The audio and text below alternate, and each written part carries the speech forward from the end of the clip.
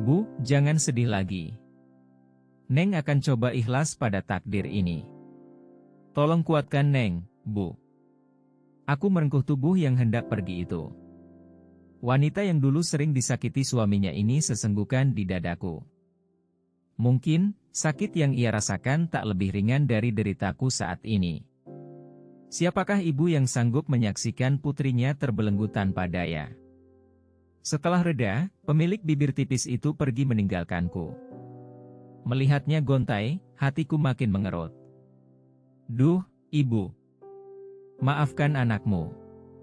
Aku hanya mampu menoreh luka di kitaran hatimu. Namun, aku pun tak berdaya, tak dapat pula bertanya. Mengapa harus kita yang menjalani takdir ini? Lepas kepergian ibu, aku menaiki ranjang. Sepertinya Den Arya takkan datang. Kutarik selimut yang tampaknya baru ini. Bergulung di dalamnya mungkin dapat menghangatkan hati yang dingin ini. Hanya saja, ketukan di pintu menjadikan tarikan selimut itu urung. Jantung ini langsung mengencang detakannya.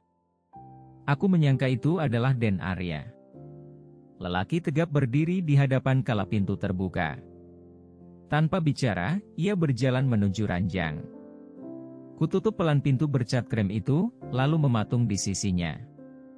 Tak tahu harus apa dan bagaimana. Anjani, kemarilah.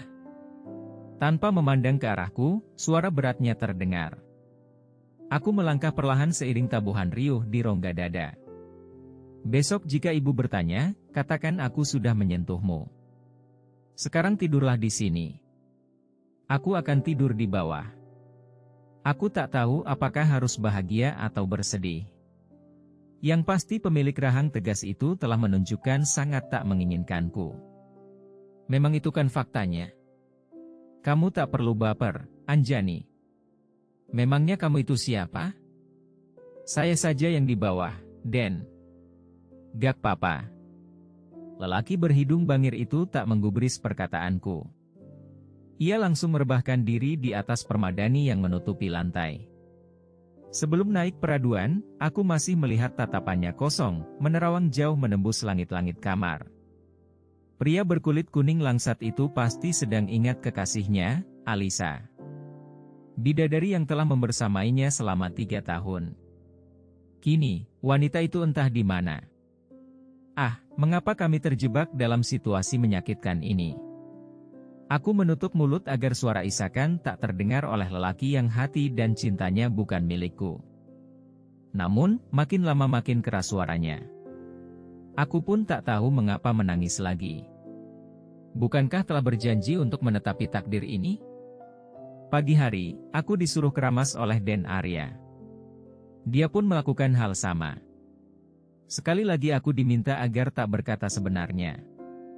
Kuanggukan kepala berulang untuk meyakinkannya bahwa diri ini mengerti posisinya. Dia tak ingin mengkhianati Den Alisa, aku tahu itu. Karena sudah sah menjadi istri putra tunggal Suradisastra, aku diharuskan makan bersama keluarga. Mau menolak, tak mungkin juga.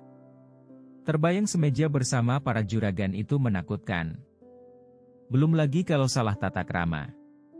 Di hadapan meja oval yang terbuat dari jati asli, aku duduk di samping kanan Den Arya.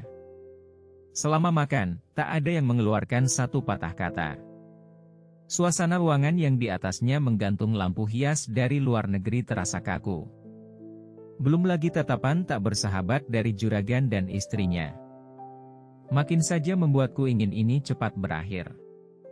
Lepas makan, juragan istri menahan kami berdua.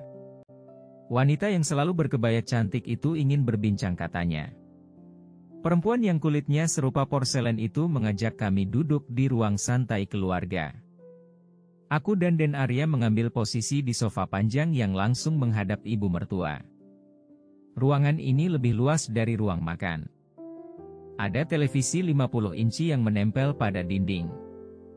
Di sudut kanannya terpajang boneka aneka rupa yang tersusun pada lemari pajangan kaca.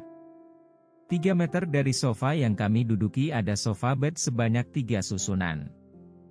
Besok Mak Yuyum, paraji satu-satunya yang masih aktif di desa kelahiranku akan datang. Tanda tanya muncul di kepalaku terkait pemanggilan Paraji. Bukankah tak ada yang melahirkan? Lagi pula tak mungkin memakai jasanya sebab jika berobat pastinya ke dokter.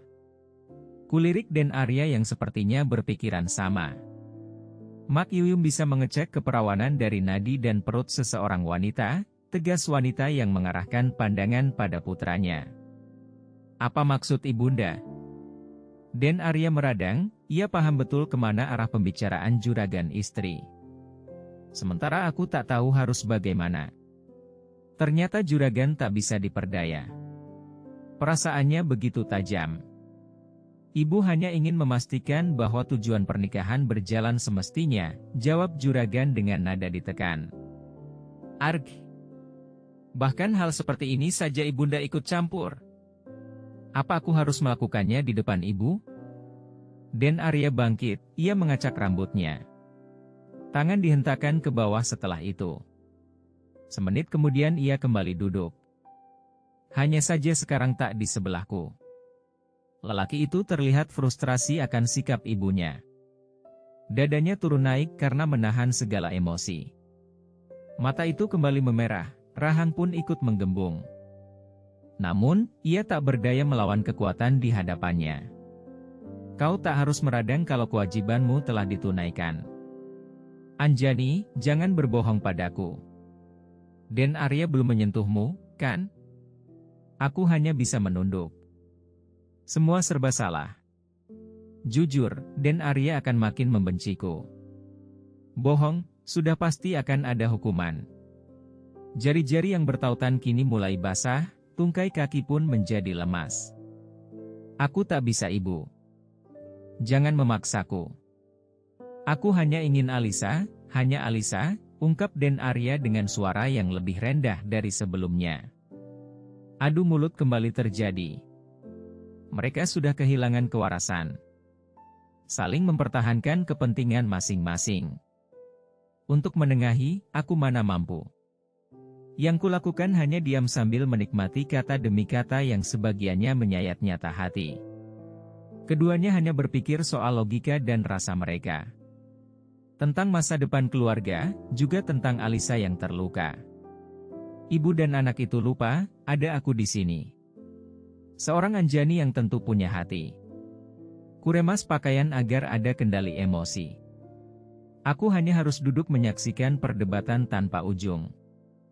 Diri ini bukan orang yang punya hak marah atau boleh sekedar bicara tak suka. Alisa tak bisa memberimu keturunan sampai kapanpun. Jangan egois, Arya.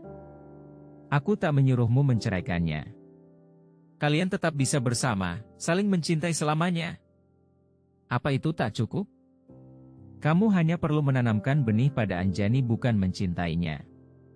Ingat, Anjani hanya harus hamil, tidak lebih. Lalu, rentetan kata yang menyakitiku itu menusuk lebih dalam lagi. Kurasa telah menyentuh hingga dasar hati. Tak usah menangis Anjani, itu fakta. Terima saja meski tak seutuhnya.